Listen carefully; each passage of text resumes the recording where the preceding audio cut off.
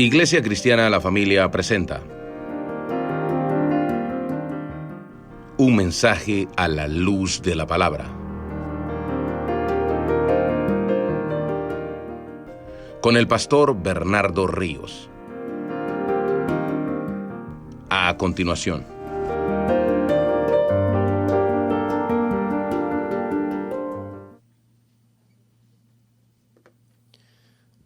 Capítulo 17, hermanos, 18.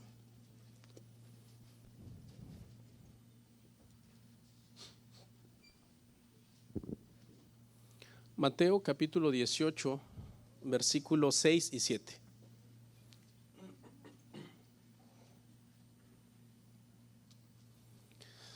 Mateo capítulo 18, versos 6 y 7. ¿Lo tenemos? Bueno, vamos a leerlo y oramos. Y cualquiera que haga tropezar a alguno de estos pequeños que creen en mí, mejor le fuera que se colgase al cuello una piedra de molino de asno y que se le hundiese en lo profundo del mar. Ay del mundo por los tropiezos, porque es necesario que vengan tropiezos, pero ay de aquel hombre por quien viene el tropiezo. Oramos. Padre, te doy muchas gracias por permitir que nos reunamos el día de hoy para celebrar la Santa Cena, para adorar tu santo nombre. Y gracias por este tema, Señor, sobre la crianza de nuestros hijos. Te ruego que me des sabiduría para que todos podamos ser edificados hoy en tu palabra. Te pedimos todo esto en el nombre precioso de nuestro Señor y Salvador Jesucristo. Amén. Pueden sentarse, hermanos. El día de hoy, hermanos, vamos a meditar bajo un tema que hemos titulado No seas el tropiezo de tus hijos. No seas el tropiezo de tus hijos. Es un sermón que preparé para recibir a nuestros jóvenes que regresaron hoy del campamento. Pero como sé que tendrán mucho sueño, entonces el sermón está más dirigido a los padres. Y bueno, los comprendemos un poco, ¿verdad? Estuvieron un poco ocupados y deben de estar cansaditos. Así que vamos a tener hoy una pausa en el Evangelio de Juan y vamos a ver este tema: no seas el tropiezo de tus hijos. Una mujer embarazada, hermanos, tiende a pensar que la parte difícil terminará al nacer su bebé, pues para entonces ya habrán pasado todos los malestares, todas las náuseas, su cuerpo volverá a tomar su forma, ya no tendrá que dormir sentada. En las últimas semanas algunas mujeres embarazadas ya duermen sentadas. Bueno, y hasta el peligro de perder a su bebé se cree habrá pasado. Pero la realidad es que al dar a luz, el trabajo apenas comienza para los padres. Y me refiero al trabajo de criar a ese bebé.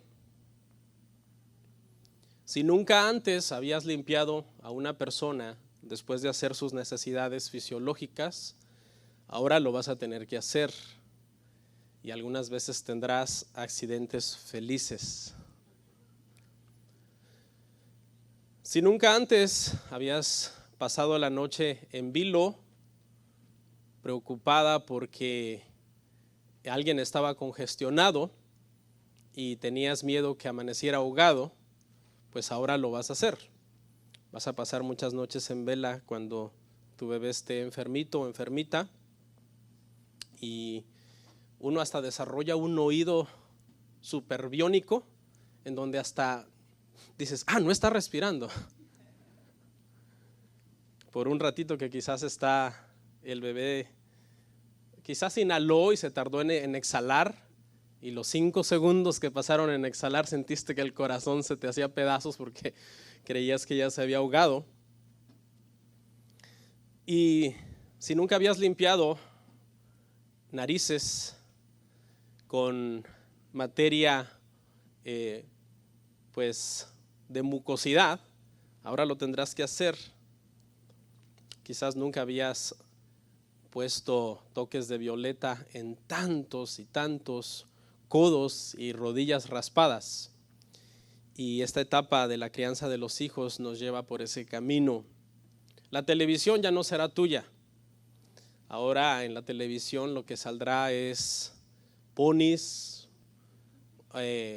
unicornios voladores, el Dr. Zeus y Dora la Exploradora, y la programación será pura programación para niños. Vegetales hablantes, dinosaurios morados. Tu casa se convertirá en un playground. Ya no será seguro caminar descalzo. Se convierte en una zona minada, en donde hay todo tipo de juguetes tirados por el camino. Si no tienes cuidado te puedes resbalar, te puedes tropezar, te puedes cortar, te puedes fracturar un tobillo por haber pisado un carrito con el cual te fuiste hasta el piso y te quebraste quizás el pie.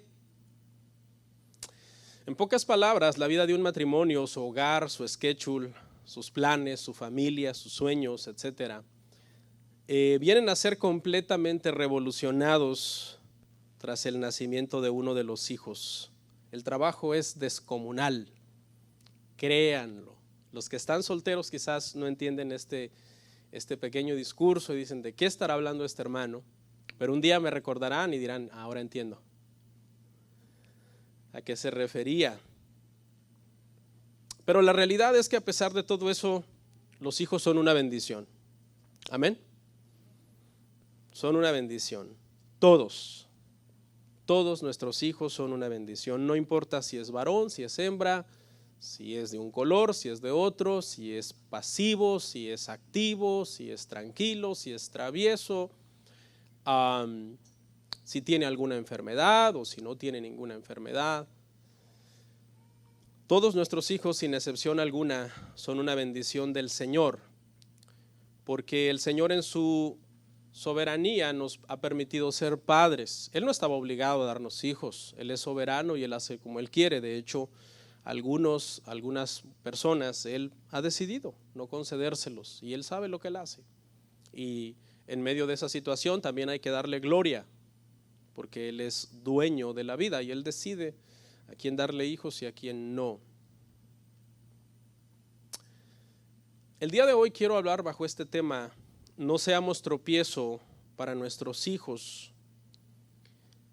Y quizás será una meditación un tanto más breve de lo que estamos acostumbrados. Tenemos un schedule, una agenda bastante grande el día de hoy. Pero hablaré de 4 formas en las que servimos de tropiezo a nuestros hijos.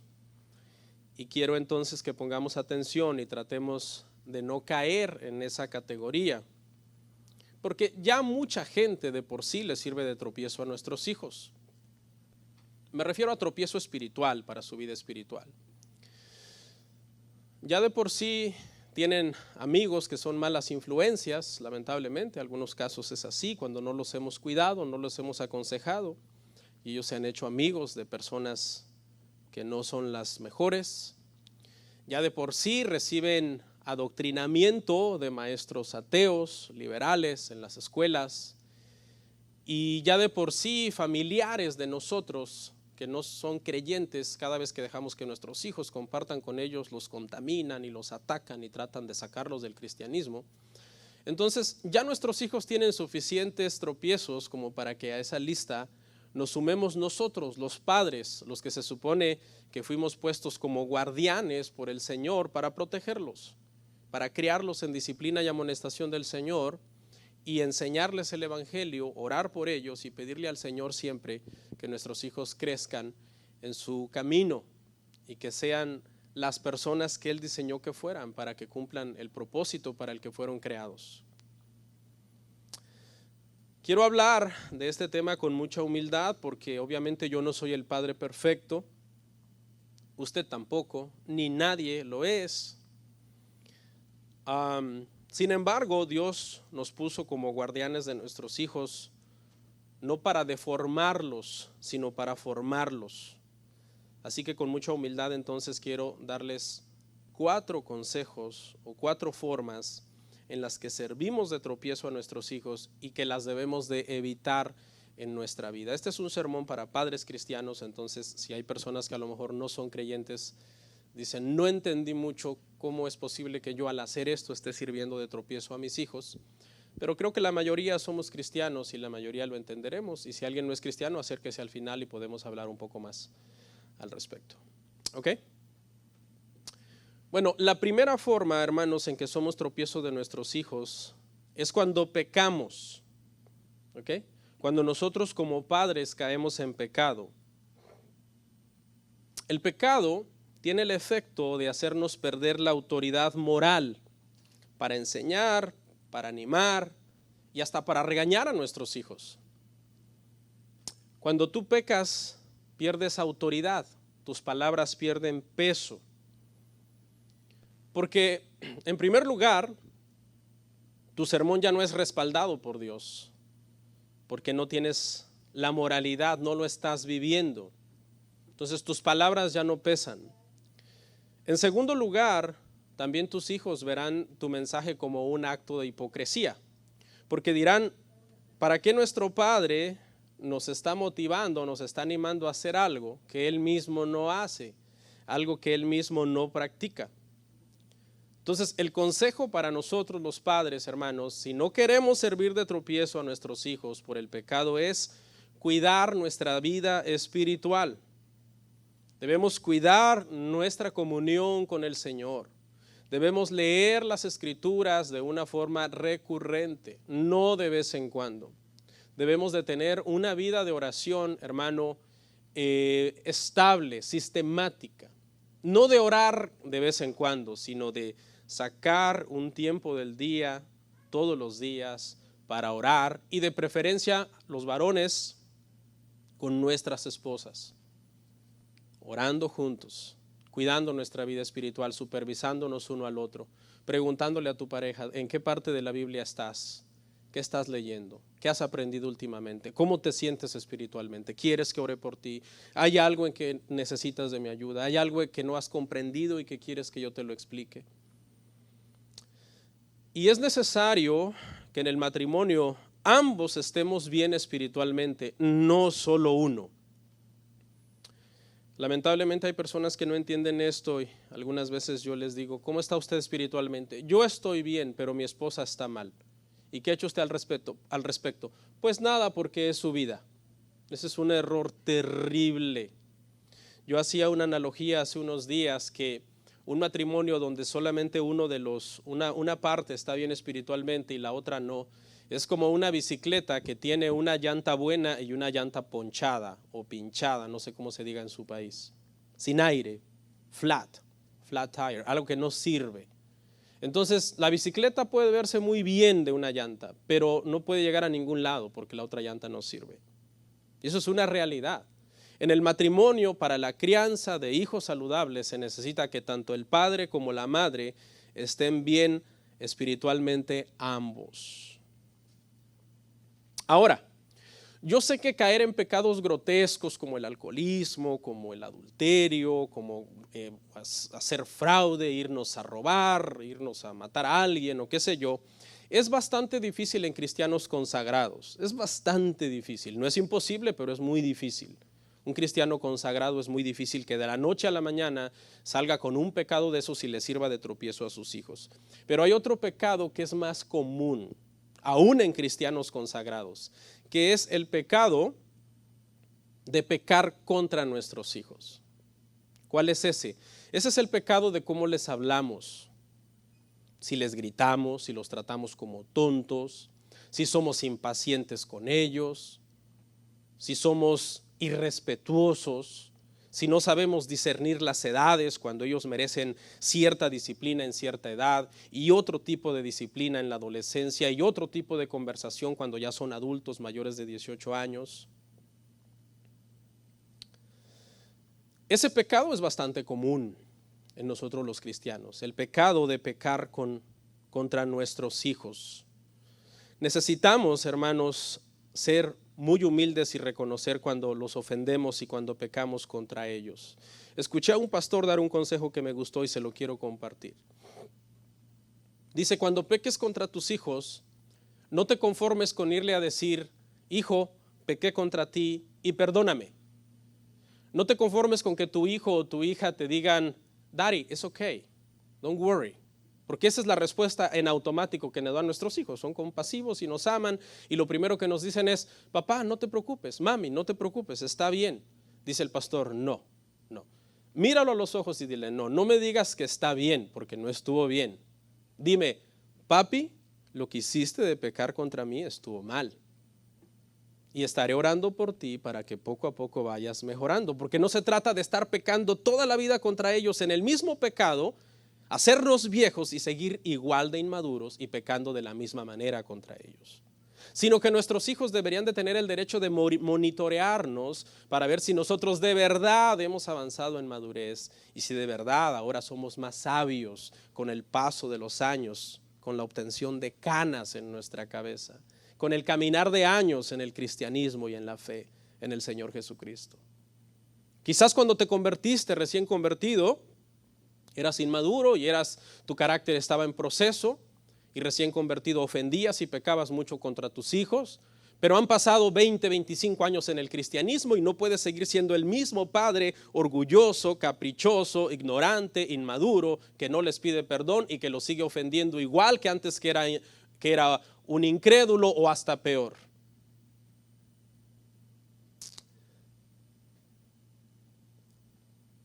La segunda forma en que nosotros le servimos de tropiezo a nuestros hijos, y pude haber abundado mucho en este punto, pero hoy tenemos una agenda un poco grande. Agarre lo que más le ayude y atesórelo. La segunda forma, hermanos, de servir de tropiezo a nuestros hijos es cuando no los disciplinamos. Cuando no disciplinamos a nuestros hijos. Siempre me he preguntado, siempre ha sido un enigma para mí, ¿en qué momento los padres cristianos que criamos a nuestros hijos en la iglesia, nacieron en la iglesia, fueron creados en la iglesia? Siempre me he preguntado, ¿en qué momento perdemos el control de ellos siendo ellos aún menores? O sea, ¿en qué momento, siendo ellos todavía menores de edad, que no han llegado a su adultez, pierdes el control de ellos y te dicen, no quiero ir más a la iglesia, no creo más en el evangelio del que tú hablas, ni en el Dios en el que tú crees, no me quiero ni siquiera, ni me hables de bautismos, ni de participar en la iglesia, nada? Siempre me he preguntado, y meditando esta semana en este sermón, me di cuenta que esta es una posible respuesta. Y la respuesta es que el control se pierde sobre ellos. El control espiritual, me refiero a un control sano, un control de un liderazgo que inspira, no de una dictadura que oprime. Y me di cuenta que ese control se empieza a perder en el momento en que nos falta sabiduría y discernimiento para corregir y disciplinar a nuestros hijos a tiempo. Ahí está, es una cuestión de timing. Es una cuestión de saber que los padres cristianos hemos sido llamados a disciplinar a nuestros hijos y a criarlos, repitiendo la palabra, en disciplina y amonestación del Señor desde que nacen, desde que son bebés. Y esa disciplina y ese rigor de crianza cristiana se establece en la vida de ellos según van creciendo. Y solo termina cuando la crianza termina. ¿Y cuándo termina la crianza? La crianza termina en el momento en que tus hijos son independientes, se valen por sí mismos y tienen la capacidad de vivir en su propia casa, de pagar sus propias cuentas, de hacerse responsables de su vida. Mientras tanto, puede tener 30 años, pero si vive en tu casa, my house, my rules, mi casa, mis reglas. Yo sé que para muchos esto es radical, pero así es la Biblia. La Biblia es radical y a los que no la conocen les parecen anticuados los principios espirituales. Debemos disciplinar entonces a nuestros hijos. Desde que nacen, desde que son bebés, conforme van creciendo, debemos seguir administrando disciplina hasta que ellos finalmente son independientes. Los bebés no saben nada, no son dueños de nada, no tienen ningún título de estudio, nunca han trabajado en nada, no tienen ni un centavo, nunca hacen nada por nadie, pero eso sí, los bebés creen que pueden gobernar al mundo. Y empiezan por gobernar a papi y a mami en la casa. Piénselo. Cuando los bebés nacen, hermano, no saben hablar, no saben caminar, no saben leer, no saben escribir, en fin, no saben nada. Pero si tú los dejas, se pueden volver tus amos y señores y hacer todo en la casa al tronido de sus dedos. ¿Por qué? Porque desde el vientre vienen ya con esa tendencia de pecado. En maldad fui concebido, dice el Salmo. Aquí es donde nos falta discernimiento. Alguien dijo que los bebés, eso es algo obviamente cómico, ¿no? Pero alguien dijo que los bebés son tan chiquitos, Dios los hace tan chiquitos para que no nos puedan matar y tan cute para que nosotros no los matemos a ellos. Porque si fueran más grandes, como no saben lo que hacen, te dan con algo y te matan.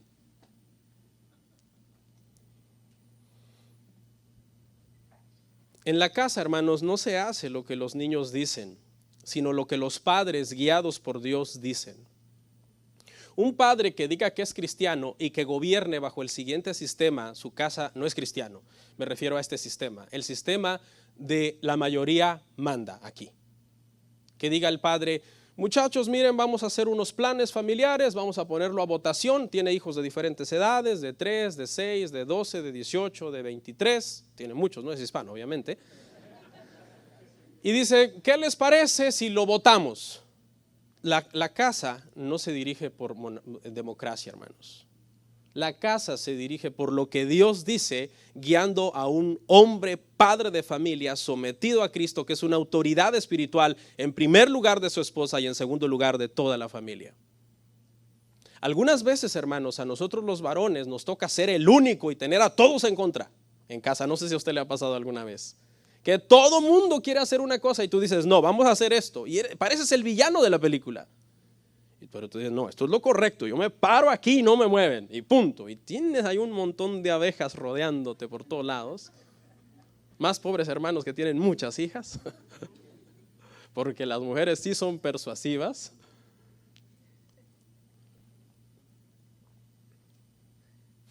En la religión menonita, hermano, tienen la costumbre de que en la iglesia cualquier hombre puede corregir a un niño que se está portando mal, aunque no sea el padre.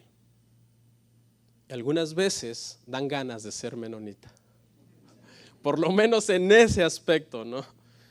De que ves a aquel niño o niña haciendo lo que quiere y su padre ahí junto a él abriendo la boca y te dan ganas de ser menonita y agarrar una vara y decir, bueno, no soy el padre, pero como soy menonita, aplicar el correctivo correspondiente.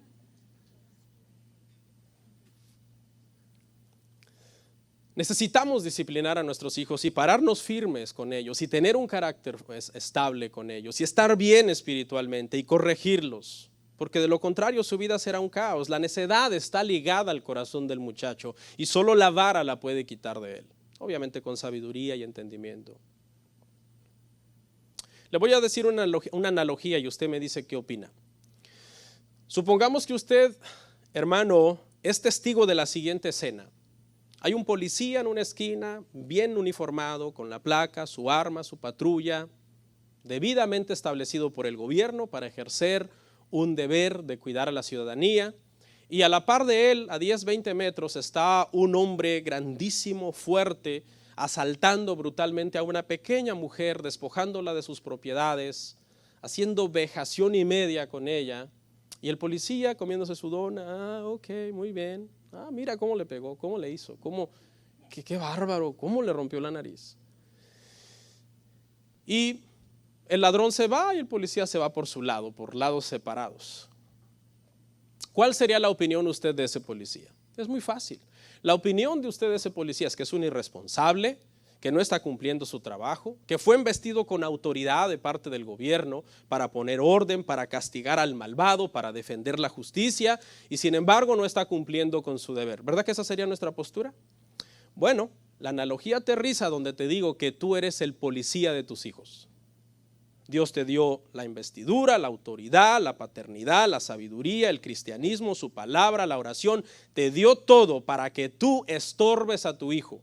Y cada vez que él esté pecando, que él esté haciendo lo malo, lo injusto, siendo un villano, haciendo cosas que no agradan a Dios, tú lo metas en cintura y lo corrijas. Y si no lo haces, eres igual de injusto que ese policía. Porque estás dejando que tu hijo se vaya sin freno a un precipicio. Creo que la analogía lo dice todo. Tercera, le servimos de tropiezo a nuestros hijos cuando no les enseñamos la palabra de Dios. En la escuela dominical, por ejemplo, hermanos que son maestros, les doy un consejo. Hay que enseñarles a nuestros hijos la palabra de Dios. Yo sé que el deber principal es en casa, pero hagan aquí su trabajo de enseñarles a nuestros hijos la palabra de Dios. Enséñenles a los niños que la Biblia es autoridad por sobre todo lo que diga la escuela. Enséñenle a los niños que la Biblia es autoridad por sobre todo lo que diga el movimiento social y reformas sociales que se hacen en el país. Porque no podemos contrarrestar temas como la ideología de género, el ateísmo y la inmoralidad si lo único que hacemos es poner a nuestros hijos a colorearle la capa de colores a José. Y no estoy diciendo que eso está mal. Son actividades y son dinámicas que pueden ser muy buenas en su momento para niños pequeños, pero eso no es todo el evangelio. Hay que enseñarles quién es Dios, hay que enseñarles quién es la Biblia, hay que enseñarles cuáles son los principios espirituales que Dios quiere que se cumplan en la familia, en la sociedad, en el matrimonio, en los hijos, en los padres. Cuáles son los roles que Dios dio en todos esos casos.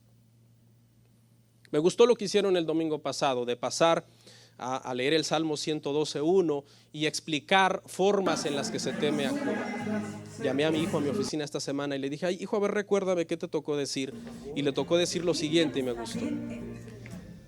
Que una de las formas de temer a Dios es estar frente a su rostro en todo lo que hacemos para ser agradables a Él, sin dejarnos influenciar por querer recibir la buena opinión de las personas. Me gustó. Está lleno de teología, está lleno de doctrina. Los reformadores decían algo más o menos: coram Deo, todo lo que hagamos, hagámoslo de cara a Dios. Como si estamos frente al rostro de Dios. Sigan así, yo creo que son muy buenas estrategias de enseñarles la palabra de Dios a nuestros hijos. Pero claro, repito, el deber principal es ¿de quién? De nosotros, los padres, desde casa. ¿Usted sabe que por naturaleza a nuestros hijos les gusta lo que a nosotros nos gusta, a los padres? Lo que a los padres apasiona, a los hijos chiquitos cuando son menores, desde que van creciendo, les gusta. Yo lo he visto. Los hijos aman lo que aman los padres. Max y yo, cuando vamos a cortarnos el pelo, siempre nos hacemos el mismo corte de cabello. Yo le he dicho: ¿quieres cambiártelo? No. Digo, pues estoy feo, pero bueno. Yo pues, pero mi hijo está guapo. Pero los hijos quieren parecerse a los padres. Yo algunas veces veo que hay hermanos que se visten de cierta forma y sus hijos andan igual que ellos. De repente ves que el otro día nos tocó ver a un niño bien cute con sus botitas, su cinturoncito, y tú dices: wow, qué bonito. Pero ¿por qué lo hace? Porque dice: así se viste mi papi, a mí me gusta. O ahí andan los niños chiquitos con sus Jordan, sus tenis Jordan. Entonces, ¿dónde sacó este niño? Pues es como el papá. Los hijos quieren ser como nosotros. Véanlo en lo deportivo. Los hijos casi siempre le van al equipo de deportes que le va al padre. Es muy raro que no le vayan al equipo que le va al padre. ¿Por qué? Porque te ven que esas cosas te apasionan, y cuando algo te apasiona, a ellos comienza a llamarles la atención también. Si a ti te gusta el cristianismo, te apasiona el cristianismo, te apasiona la lectura de la escritura, la oración, esas son las cosas con las que tus hijos crecerán apasionados también. Claro, serán adultos y tendrán su propio tiempo con Dios, su propio entendimiento de la doctrina, su propio entendimiento de lo que es la iglesia, de quién es Dios, de cuál es el propósito que Dios tiene para con ellos. Pero por lo mientras tú ya sembraste semillas de convicción en su corazón. ¿No será que tus hijos no se apasionan con tu cristianismo porque tu cristianismo da pena? Tu cristianismo es un cristianismo tibio donde, miren, padres, los padres que no son constantes en congregarse, que se congregan cada vez que quieren, el mensaje que tú le estás mandando a tus hijos es terrible. El mensaje que tú le estás mandando a tus hijos es que De vez en cuando se puede ir a la iglesia, temporadas sí, temporadas no. Si hoy hubo trabajo, es más importante el trabajo. Dios sí es importante, pero no tanto como ir a trabajar. Le estamos mandando mensajes a nuestros hijos con cada una de nuestras acciones. Tal vez por eso tus hijos no quieren saber nada de Dios, porque el cristianismo que tú modelas es un cristianismo que a ellos más bien les molesta, les enoja, es un cristianismo sin pasión, un cristianismo sin convicción. Te ven que no vives lo que tú hablas. Un mal matrimonio es un pésimo tropiezo para nuestros hijos. Un mal matrimonio comete una destrucción terrible en la vida espiritual de nuestros hijos. Porque como alguien dijo sabiamente, el matrimonio para nuestros hijos es la primera vitrina de lo que ellos ven de cómo será el matrimonio de ellos. ¿Sí sabe qué es una vitrina? Tú vas a una vitrina donde están exhibiendo un producto, unos tenis, algo, y tú los ves y tú dices, wow, un día los quisiera tener a través de un vidrio. Entonces nuestro matrimonio en casa es esa vitrina donde todos los días ellos se levantan y ven esa vitrina del matrimonio que ellos podrían llegar a tener en un futuro. ¿Y qué es lo que ven? Pleitos, gritos, hipocresía, en la iglesia cantando, llorando y haciendo no sé qué, y en la casa gritando, peleando, amargados, sin gozo en la vida. Es un tropiezo terrible, y eso se lo dan como un bonus porque ni lo traía acá. Pero nuestros hijos, hermanos, les gusta lo que a nosotros nos gusta, les apasiona lo que a nosotros nos apasiona. No es una ley, pero es una generalidad muy grande. Por lo general siempre es así. Entonces, si tus hijos no quieren saber de Dios, no quieren saber de la Biblia, no quieren saber del cristianismo, crecieron y dijeron, ya no quiero ir a la iglesia, pregúntate por qué. ¿Qué estás haciendo mal? ¿Qué tipo de cristianismo estás modelando? Para que en lugar de que se animen, se desanimen. Cuenta la historia que un padre de familia estaba lidiando con el alcohol, tenía problemas de alcoholismo. Y entonces una mañana se escabulló por ahí y se fue a su granero donde tenía escondida una botella de whisky. Y supuestamente él estaba luchando por dejar el alcohol, pero estaba engañando a la familia, así que se escabulló por ahí, se fue al granero y se echó sus tragos de la botella. Y cuando salió del granero y se dirigía rumbo a la casa, comenzó a oír unas pequeñas pisadas sobre la nieve que lo estaban siguiendo, y volteó atrás y vio que era su hijo pequeño. Y le dijo, hijo, ¿qué haces? El hijo le dijo, padre, estoy siguiendo tus pisadas. El padre lo envió a casa, le dijo, vete a casa, volvió al granero, tomó la botella de whisky y la estrelló contra el piso. Porque se dio cuenta que estaba dándole un mal ejemplo a su hijo. Nuestros hijos están siguiendo nuestros pasos. Tengamos cuidado dónde ponemos nuestros pies, cómo estamos caminando delante del Señor. Alguien dirá, yo no quiero imponer mi religión a mis hijos, ni mis ideales a mis hijos. Mejor que cuando ellos crezcan elijan qué quieren hacer. Bueno, estas palabras no pueden salir de los labios de un cristiano, estas son las palabras de un impío. Si una persona que viene a la iglesia dice que él no quiere imponer su cristianismo a sus hijos ni su religión, que cuando crezcan ellos elijan, es un impío, no es un hijo de Dios, no conoce el evangelio, no conoce al Señor. ¿Por qué no hace lo mismo en otras áreas? No les enseñes el abecedario, que ellos decidan cuando crezcan. No les enseñes los números, que ellos decidan cuando crezcan. No les enseñes los colores ni las formas geométricas. Ni los mandes a la escuela, porque ahí te los van a adoctrinar en ser bisexuales, en ser maldicientes, en ser inmorales. Ni les permitas que vean televisión ni internet, porque ahí estarán también adoctrinándoles. Tú no quieres adoctrinar a tus hijos en el cristianismo, pero bien que quieres que un montón de gente te los adoctrine en lo secular, en las cosas del mundo. Ese es un pensamiento inconsistente. No puede venir de una persona que entiende el evangelio. Y yo lo he oído. Me quedo en shock. Digo, este es hijo del diablo. No hay otra opción. Cuarta forma en que le servimos de tropiezo a nuestros hijos. Cuando no les damos amor y los amargamos. Que Dios nos ayude, hermanos, a llegar a ser viejitos. Es una bendición llegar a ser viejitos, que Dios nos ayude, pero viejitos maduros, viejitos dulces, viejitos sabios, viejitos pacientes, que nuestros hijos tengan una admiración y respeto por esos viejitos, y no unos viejitos amargados, insoportables, hermanos. Que nuestros hijos digan, ya llévatelo, Señor, ya está robando oxígeno. No, esos viejitos que más bien cuando nuestros hijos tengan un problema, digamos, vayamos donde ese viejito que nos dio un consejo, siempre nos funciona. Alguien diría, no se puede, es muy difícil. Claro que se puede. En la Biblia está escrito que se puede. La mujer virtuosa era tan virtuosa que dice que sus hijos lo primero que hacían al levantarse era alabarla y le decían, bienaventurada.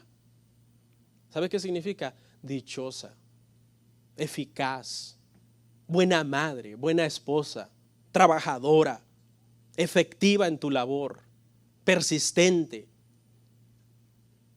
que veía por ellos en todo lo secular y que también era una buena madre temerosa de Dios. Dice que esa es la mujer que es alabada, aquella que teme al Señor. Hay un manual para padres, es buenísimo, se llama Biblia. Y si tú eres el hombre de Dios y la mujer de Dios que Él quiere que seas, ten por seguro que serás el padre y la madre que tus hijos necesitan. ¿Perfecto? No, pero serás el que ellos necesitan. ¿Por qué? Porque primero eres la persona que Dios quiere que seas en lo espiritual para que después puedas cumplir todos tus deberes en las demás áreas. ¿Y qué si no les sirvo de tropiezo a mis hijos? Si hago lo mejor, si hago mi mejor esfuerzo y al final de cuentas ellos de todos modos deciden no ser cristianos. Bueno, esos son otros 20 pesos, eso es otra cosa. Y cierro con esta historia que yo creo que nos da la luz para entenderlo. Porque los hijos pueden no ser cristianos por decisión propia y no porque los padres seamos tropiezo. Dice que una vez un pastor llamó a uno de los ancianos de la iglesia y lo llamó a su casa. El pastor tenía planeado enviarlo a plantar una iglesia a este anciano, pero este anciano tenía un hijo que no era cristiano. Y entonces el pastor lo invitó con todos sus hijos cristianos y también su hijo que no era cristiano.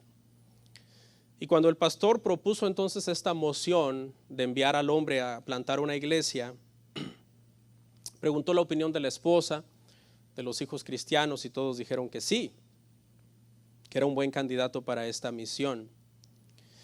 Y entonces llegó el turno del hijo que no era cristiano, de que diera su opinión si su padre era un buen candidato para plantar una iglesia. Y el hombre lo que dijo es, sí, mi padre es un buen candidato para este trabajo. Yo ando en el mundo, pero no es culpa de él. Él siempre me ha dado un buen ejemplo. Tenemos diferencias, pero él siempre ha sido un buen padre y un buen cristiano. Que las piedras te alaben, ¿te imaginas? Que reconozcan aún no estando en la fe que tú eres un hombre de Dios. Pero dentro de lo que cabe, no seamos nosotros el tropiezo de nuestros hijos. Vamos a orar. Comparte. Comparte. Suscríbete. Dale like. Gracias por tu sintonía.